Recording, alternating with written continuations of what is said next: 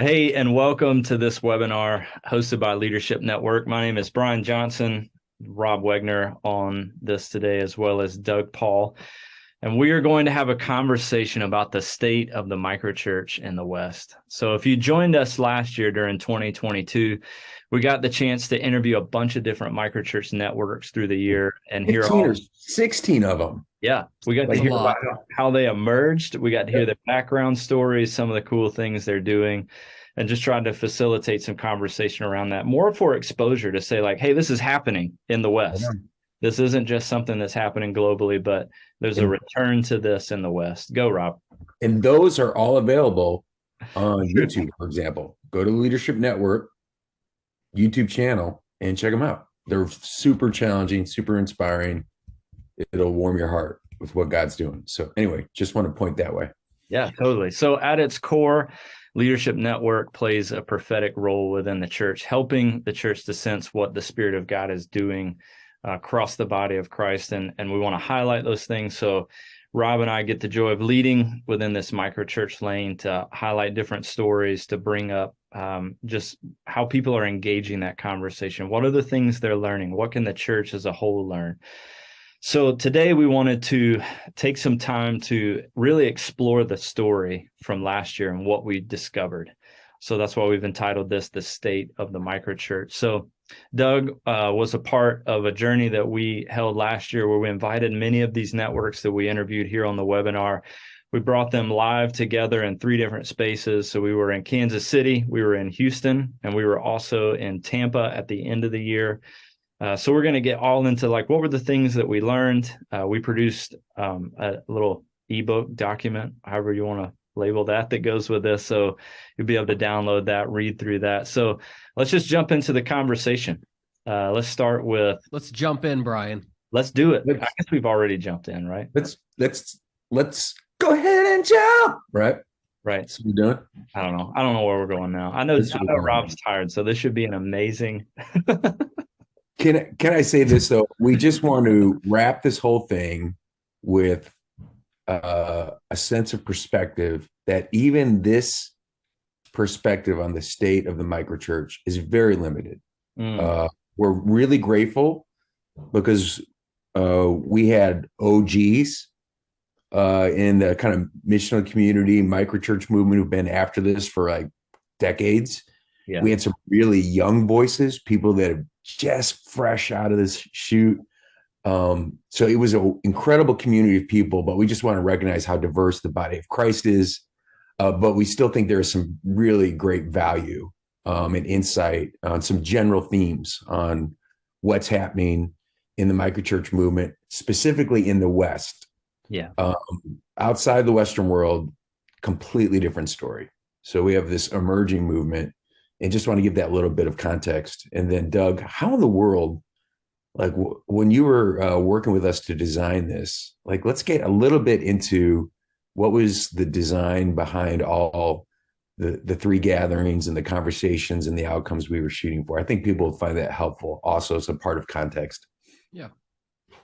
I mean, from a design perspective, we had 3 gatherings. You kind of mentioned the cities, and we were walking through, I think maybe a framework some folks are familiar with, where the first gathering was around asking the question, what is? So you're kind of looking at what's our current reality for microchurch, but also what were the forces that shaped us in the past to get here, which we'll talk about, I think, in a few minutes. The second one was like what could be. And I think what we did for that is we identified, coming out of the very first one, some of the big maybe barriers or challenges that there was a lot of overlap for microchurch leaders, and we didn't attempt to solve the problem in that second one. In many ways, what we tried to do is to understand it a lot more fully. And then the third gathering that we had in Tampa in the mall was what could be, what will be. And that was, we took the problems that we had really dug into in the second one, and we started to think through potential solutions. Not to say this is the solution so much as what are different ways of attacking some of these problems. And so I think one of the things that has always been very important for Leadership Network, is not to say like, hey, there is an expert who knows all of the answers and we are sitting you in front of the expert. Rather, let's facilitate a process that brings people who already have a lot of experience and expertise into the same room, and let's learn from each other, let's pull from each other, and let's have a shared process that we're walking through. So that's what we're attempting to design. Especially at the mall with the orange Julius, if you can get one. Yes. The mall was definitely the most unique experience. It was if you've not been to the Tampa Underground I love it. mall experience, you got to. You hop on that Greyhound bus and you get in. Yeah. Yes. You go back in time, eat in the food court. It's amazing. Yeah, I think a couple other things to add into that, just to give context around what we experienced. Like we got the joy of the firsthand experience, but just inviting everyone into this to feel it with us is like, we did have our friends that have been at this for decades. We did have networks that were very new, and we realized there's a whole lot more of them out there that we haven't even met yet. Like through each other, it's like there's a few of us and we had relationships with networks and they're having relationships with networks, and there's this like, it's way bigger than we thought. Yeah, it's clearly something that's happening in hundreds of cities simultaneously. And one thing that is very clear is these aren't people who are in this because they're looking for a new method. It's a very deep reformation at like in people's deepest place of consciousness. Yeah, it's got a gravitas to it that's very significant, and that was one of the things that was I treasure, having that perspective of like, this is a genuine move of God. It's embryonic, but there's something very deep and profound happening. And the folks that are breaking out are doing it with it's not like, hey, here's our new growth strategy. It's like, no, these are our deepest biblical and philosophical convictions, and we have to live these out. We have no other choice. And that was amazing to be in that kind of fellowship. It's like, oh yes. Yeah. I think there's one, like looking for a new growth strategy, and micro is it. The other side of that is people who have had really negative experience with the prevailing model church, and then what they're trying is in reaction to that, and not into conviction to something different or bigger. And so I think, just as an outsider in that room, getting come on, Doug, you're an insider. Okay, thank you, Brian.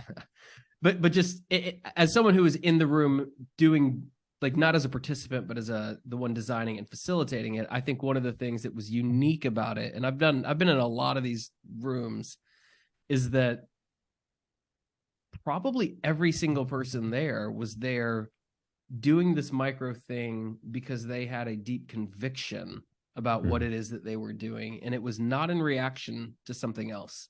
Doesn't mean that they didn't have negative experiences with something else, but I think that's one of the rare things that you'll see, is that so much of our leadership choices, decisions, church structures, all this stuff is usually like in reaction to something, and we overswing. So we'll go from one ditch to the other side of the ditch. I do think that does not mean what was happening in the room and the people in the room were perfect. Far from it. But I do think there was some real internal work that had been done mentally, spiritually, ecclesiologically, etc. That was distinct and different from maybe some other experiences that I've had leading in the past.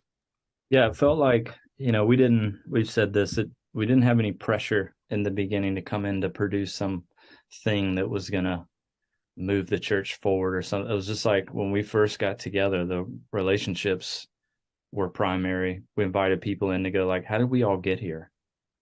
Like, what's the backstory? What's the narrative that's been written?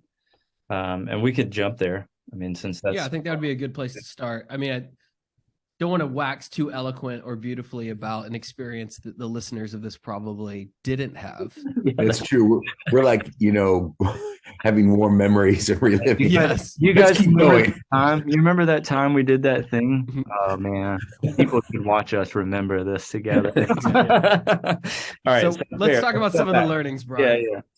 So jumping back into the story, we did kind of map the narrative, but a meta narrative, not like how did Rob get here? It was like how did these different networks get here, but also how did the church get there?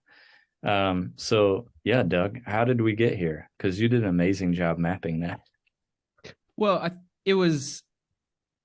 think the way that we would talk about it is that what we did is we co-created a map together. Yeah, it was fun. That really showed the formational journey of the last 30 years to this moment in time. And so essentially what we did is we got into separate groups and we just asked people, we gave them a piece of paper, and there's a line down the middle. And then it was like, hey, we want you to write, what do you think of the 5 to 7 most positive formational things that have happened in the last 30 years that have impacted the microchurch movement?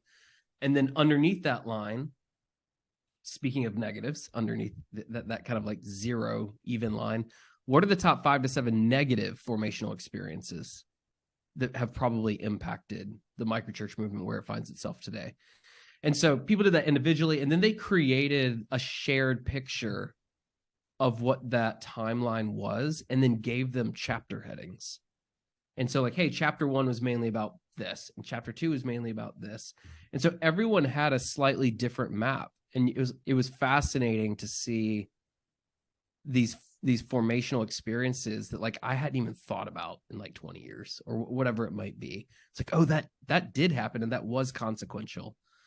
And ultimately what came out in the resource that you all can download, that the State of the Microchurch PDF, is kind of like a map and journey through. I think it starts in like 1987 or something, around the formational moments, positive and negative, for how we find ourselves here today, with some chapter headings that I think was real. I mean, like the group just did a really great job putting that together.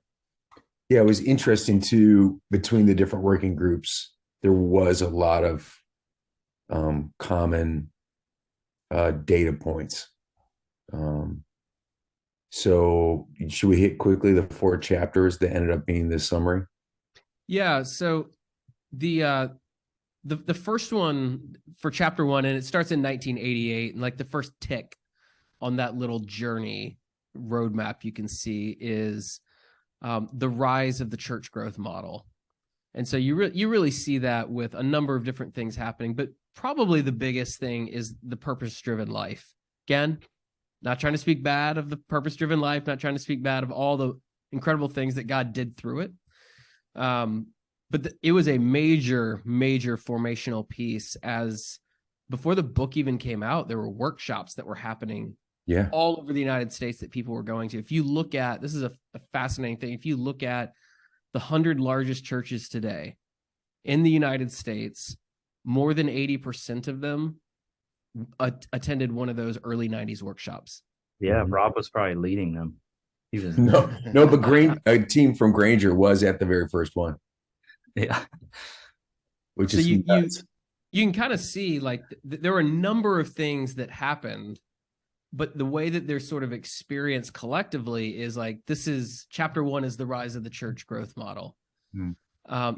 What I think of, the reason I think that ended up in the microchurch narrative too, in case someone's going like, what is basically what Purpose Driven did was bring the missional incarnational impulse of like, we need to be externally focused. We need to be a church for the unchurched. And that's missional. And then incarnational is, we got to be culturally relevant. We have to speak the timeless message in a timely way. I'm using all the old purpose-driven catchphrases, right? I told you it was there. The method may change, but the mission is the same. So the heart of it was that a very missional, incarnational heart. It never got outside of the Christendom ecclesiology. But eventually a lot of the early practitioners, and I'm just going to use myself anecdotally, I'm not trying to be like a poster child, but that so resonated with me. And then eventually I started to see, this ecclesiology is the problem. Like we're never going to be able to fully experience this missional incarnational impulse inside of this like template that's been handed down to us on church. And I think there's a lot of influence in terms of restoring that kind of missional incarnational impulse back to the heart of a lot of church leaders. That purpose-driven and Willow Creek in particular were really catalytic. And it speaks well to like what happened in the second chapter. So if chapter 1 is the rise of the church growth model, chapter 2 is the proliferation of it. Right. So the late 80s, early 90s was sort of your early adopters, whether you're talking about Rick Warren, Bill Hybels, Andy Stanley, and others. But the 90s and the early aughts were really, hey, this is in the water. Like it's like, so tens of thousands of churches are joining the Willow Creek Association. And so you're seeing the balloon fill with more and more churches with this. Yes. Another obscure data point. We were Willow Creek Association Church number 26. Granger was? Yes. Wow. You know the number. It's like that meaningful. It's like McDonald's number 26. At the time, it was like, whoa, man, God's up to something. Yeah. That was employee number 26 at Google. We should have put that on the map, Doug. Granger becomes. Yeah, that should have made I'm just giving it some anecdotal stories, man. It's funny. It's like I have all these memories at these different things that pop up, you know? I would say all of that was important, though, as we mapped this. And I think you mentioned it, Doug, but just to hit it again, it's not just like church stuff that we're mapping on this. Like there are cultural things that we're that pushed us. Yeah, you have like late, 95, 96 is really where the internet hits a tipping point. Mm-hmm. That mattered. Yeah. That really mattered. As we all know, that is what we swim in now. Yeah. That there was a time where that just wasn't the case. Yeah. And it like part of the reason that it spread like it did, how it did, and as fast as it did was it happened at the same time the internet was tipping. Mm-hmm. Yeah. The other thing that starts to happen, I think, in that second chapter, there are two things that were, at least to me, as I'm looking at it from like a cultural anthropologist standpoint, that were interesting. Is one, the music that's starting to get created, because music tends to be such an important piece of any Christian movement. So like the Delirious album that came out, the very first Hillsong United album that came out, which created in some ways like a template, where it's like, do you like U2 and Coldplay? Yeah. Come to our worship service. But that was really important at that point, because nothing like that had existed. It was hymns, and then eventually it was like praise music, and then Vineyard. Yeah. And Maranatha. Yeah. And at the same time, two things that got noted, for example, is Missional Church coming out by Guter, and then the Christian Community Development Association emerging. CCDA. So there's like this deep, very mature, like with CCDA of like, we're not just doing relief or trying to get people to come to a building. We're going all the way in. We're looking for assets where God's already at work in a community. We're building this together, not programmatically, but relationally over time. It's very, it's a mature expression of what it means to be incarnational, not just I played a U2 song in my weekend service. And then Missional Church is giving a similar approach to what it means to actually be a church that can be adaptive missionally, not just we're doing small groups better, we're doing better music, we're preaching better with catchier, culturally relative fill in the blank. So that's very significant in that time frame as well. This might feel a touch kind of sideways, but just looking at that map too, when we talk about things outside of the church, it's like 9/11.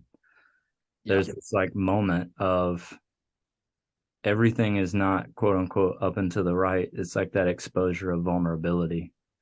There's nationally in a sense, but just like what that does to a soul and internally and like all of those kind of things. So it's like there's a ton of like external things to the church that we're paying attention to that are tracking right alongside of it. That's like, what else is big and in the way that might be vulnerable?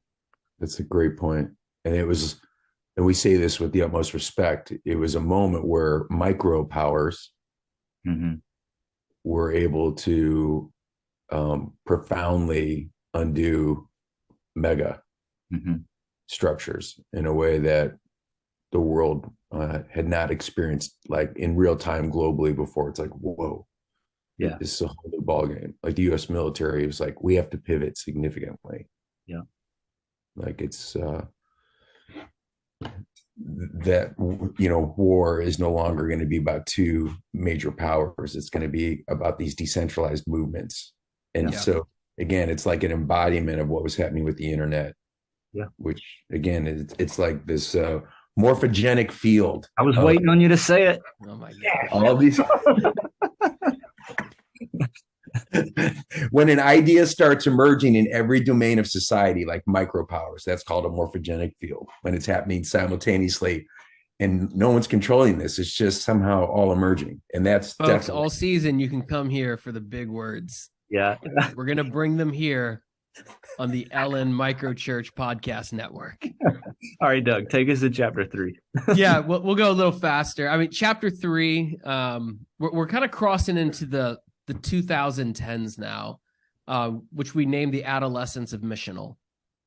And you're starting to see, writers like Alan Hirsch, Michael Frost, Neil Cole, Hugh Holter, Matt Smay, a whole host of people who are writing on like, what, maybe the prevailing model, maybe it has some design flaws that we should be thinking about. And some said that we'll say nicer than others. I was gonna say there was no maybe in those books about that. I was trying to be kind, and to think positively and with positive intent. But this is I mean, you see some of the early stabs at things, whether that was Soma and Soma School and what was happening there, where like things were starting to work and people were like, can I learn from you?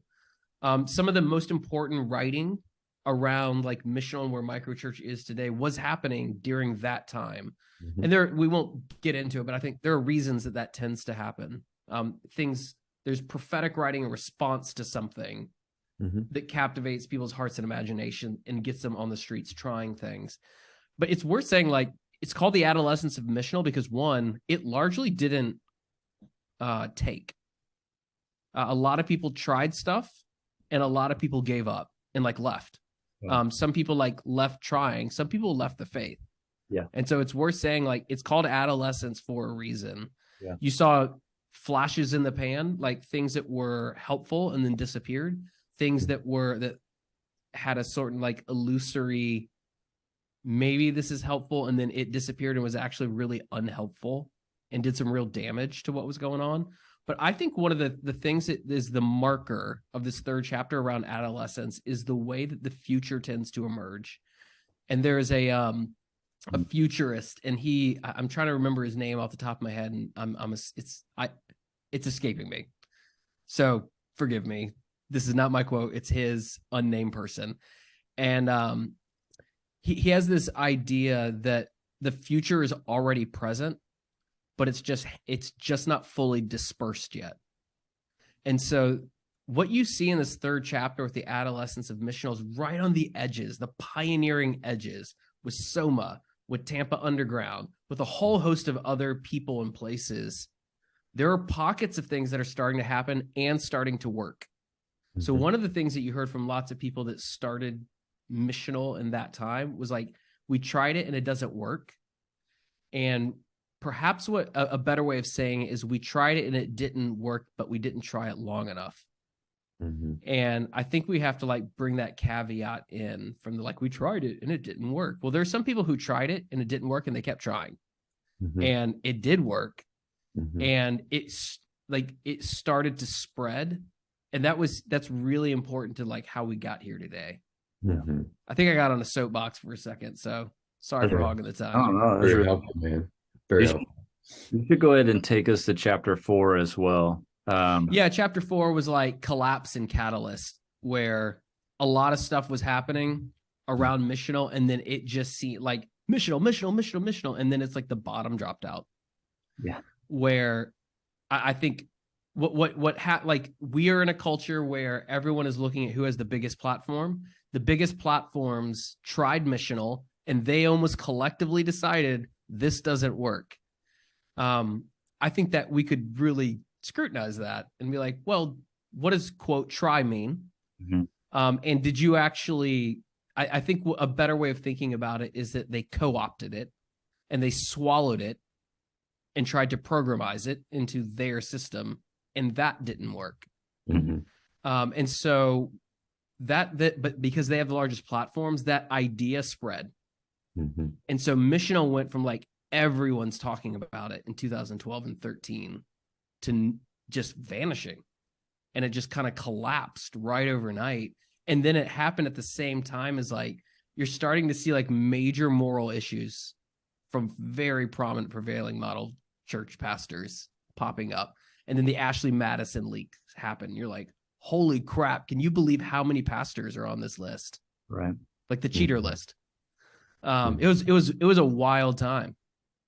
Yeah. I was going to say, looking at this map, I don't know necessarily what to make of it, but we have a lot more cultural things than quote unquote kind of church movement things in that phase, where it's like, it's as if, part of how we got here is, well, I know, Rob, in our writings, your writings, it's like we have a deep commitment to this, and we always say for biblical reasons, and then we say for missiological and cultural reasons. And it just makes me think, looking at that map, it's like I see it highlighted in that, like we have a deep commitment to microchurch biblically because of what we see, but those last two, missiologically and culture, is like we're paying attention to it, and we have a deep desire to enter in and be present among in those little tiny spaces as we move away from big structures, big systems, and into a much more decentralized, like people groups kind of culture and where we live. I think it also is showing a lot of the things are more cultural markers than they are like formational ones. I think some of that is the transition that happened. We mentioned in like 95, 96, the internet tips. Mm-hmm. What we aren't mentioning, however, is 2008, which is on the map, is the first smartphone. The iPhone comes out. Mm-hmm. But by 2015, the way content is getting out is different. Mm-hmm. And so we've moved from like Web 1.0 to Web 2.0 in that thing. And that means like the things that we are exposed to and the number of things that are just drubbing us in culture are increased dramatically. Yeah. And that's the first time that, like, literally in the history of humanity, that's ever happened. Like, sociologists call that an epoch-defining event. Yeah. Circa 2015, it's like boom, boom, boom, boom, boom, thing after thing after thing, Mm-hmm. and then COVID, which is just, I mean, it's a line of demarcation. Mm-hmm. Yeah, and I think it was an important one for microchurches mm-hmm. in this movement, because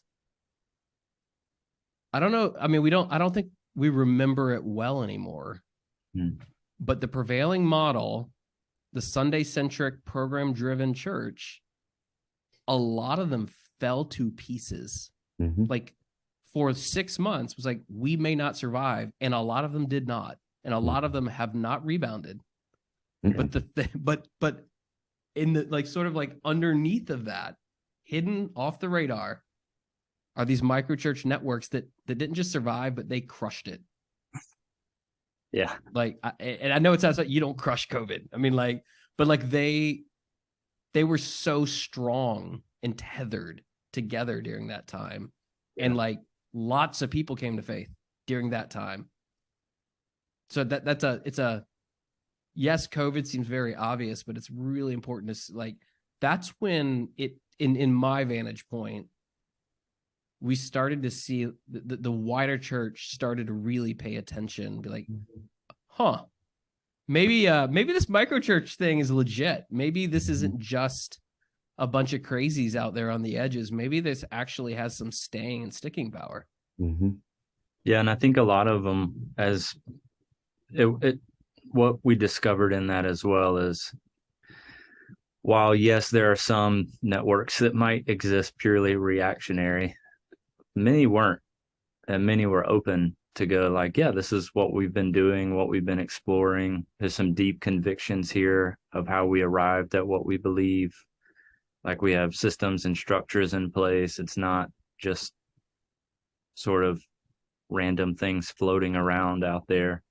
So I think there was a lot of excitement to see what had been, like when you talked about the collapse and stuff, and it's sort of disappearing. It's like, I think there was underneath, like, people beginning to take off again. I think about our story in Kansas City.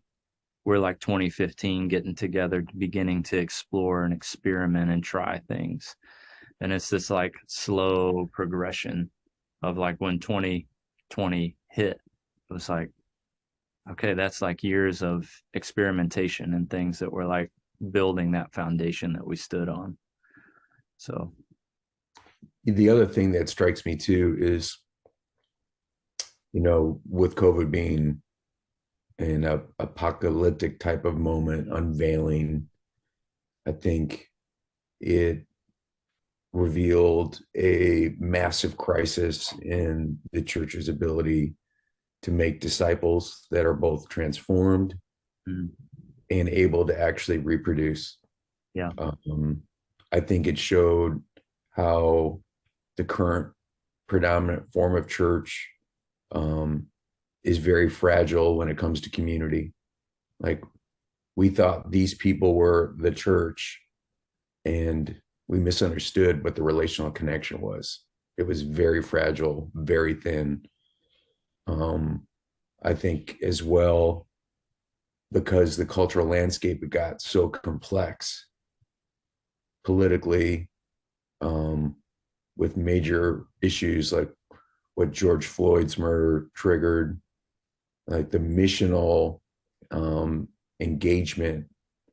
The church felt like there's no way to do this, because if I'm in some kind of large platform, there's no way to actually win in this conversation, like just using a megaphone. Like it makes and then when you start looking at all of those issues simultaneously, it's like, okay, where could we address this? What form of the church could we actually do this work best in? And well, it's pretty self-evident,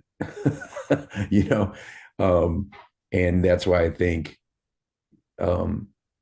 whenever there's a paradigm shift, it's always the people who are the best, not always, but there's usually like a group of best practitioners in the old paradigm who pick up all the anomalies where things aren't working, and then they jump over some of them, and it feels like we're in that moment, in this chapter. Like, it was happening in part with people like Jeff Vanderstelt leading youth ministry at Willow Creek, jumps out, launches Soma, right? But now it's happening like in scale, I think, and it's got the vibe of a movement to it. Yeah. So just kind of moving us along here, you have to know where you've been to know where you're going, right? I don't know. Forrest Gump said that or something, but let's look at, we got the narrative where we are. Let's jump into like some of the things we discovered, like where we are currently. And we may not get to all of this. We might just kind of hit this, come back, and maybe do a part 2. I'm throwing it out there.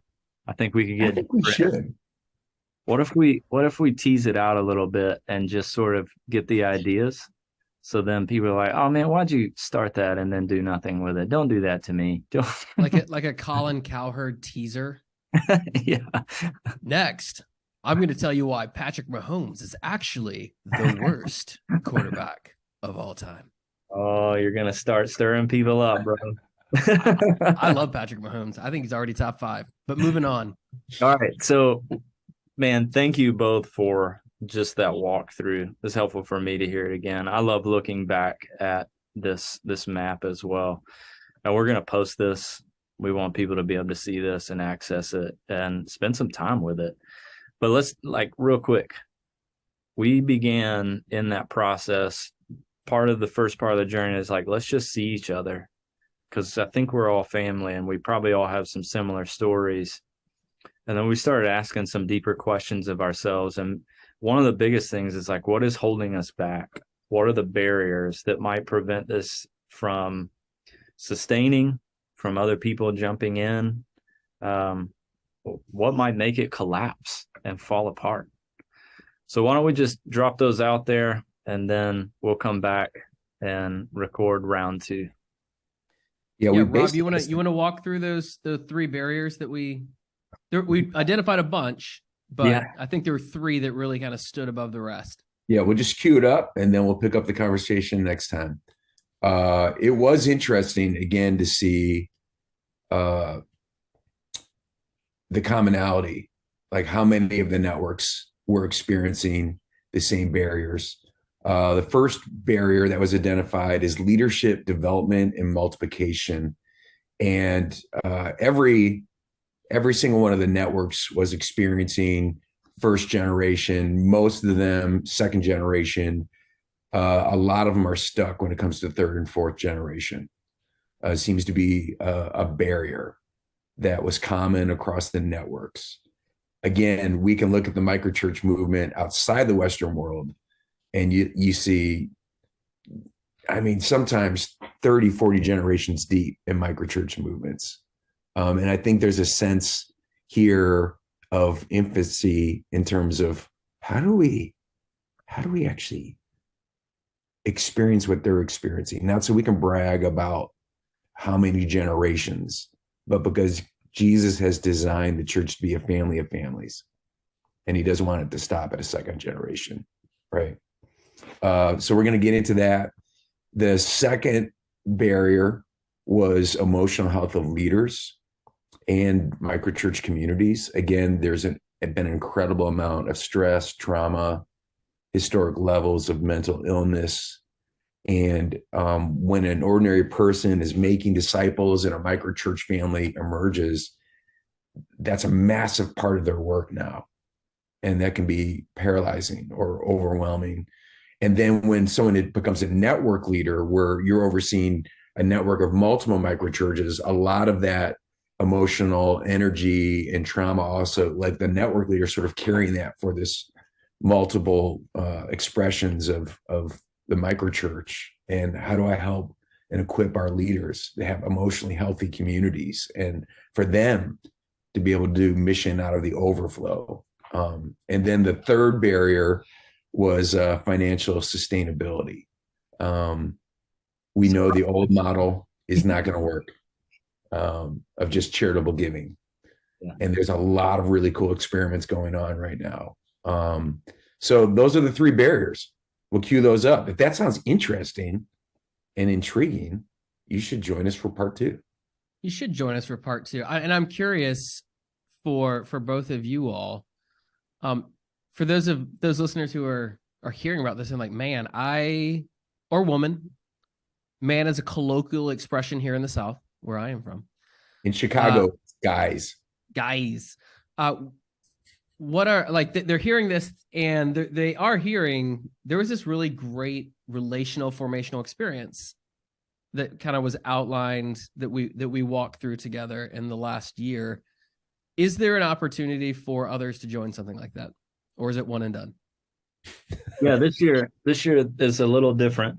So last year we convened networks. We wanted to really pay attention to, like, we knew there were a lot more like us and we had some relationships, but a lot of it was at a distance. And it was like, we need to come be a family and we need to figure out what is before we start trying to tell people what they should do. Or not telling people what they should do, but like how we even got here. Like I think we discerned more about our story as we sat with other networks and we're like, whoa, that is a part of who we are. So that was a really important thing we did as a community of already emerged networks. This year, we're trying to take kind of not a 180, but just a turn to invite other leaders from around the country to step into a learning community that will be about hey, can we look under the hood and figure out how you function? Like, can we see what is the disciple making engine behind this? What do microchurches look like? That's usually the question. What do they look like? What do they do? And so we do have some learning communities that are happening this year. The first one will happen kind of spring into the summer. So that one will start here in Kansas City, April 23rd and 24th, I believe. We'll have a kind of a 2-day event where we just show everything of the Kansas City Underground, have some amazing Kansas City barbecue with some microchurch leaders here in the story. And then we have a digital classroom where we're going to explore some of the training pathways. Yeah, we'll meet every week for coaching and training. Yeah. Q49. 39. Q39. And then we'll finish that cohort in Houston with the church project. I'm repping today, church project. So to see just another expression of what they look like, because one of the consistent things we found is that everybody sort of expresses this differently. So if you want to, and we'll repeat that cycle again later in the late summer, early fall. So you can find out both of those if you go to, I think it's leadnet.org and then /microchurch-next. So leadnet.org/microchurch.next. And then you can find the learning communities on there and register. So I will say, if you were listening and going, man, I wish I could have been in the room for these, like to be with like-minded people, reimagining what the church can be and do. Go watch their stuff.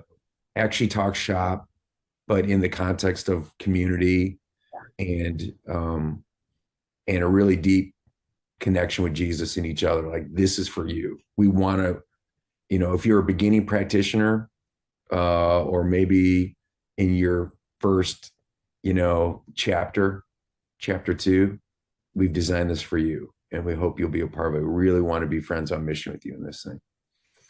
Awesome. If you don't sign up for the microchurches, sign up for the Q39 barbecue. That's right. They have a sandwich there. I promise you, it will not disappoint. It won't disappoint. It will not disappoint you. Hey, Doug, thanks for spending some time. And yeah, we didn't come into this prepared for part 2, but I'm sure glad that we spent the time we did in this first section, and looking forward to having another round to dive deep into those barriers and to talk about what solutions we're coming up with to address those barriers. So we'll do that next time. Hope you'll join us. Pay attention to the Microchurch Next channel with Leadership Network. I think you can subscribe to those YouTube videos. Go back, watch the stories, and we'll see you soon.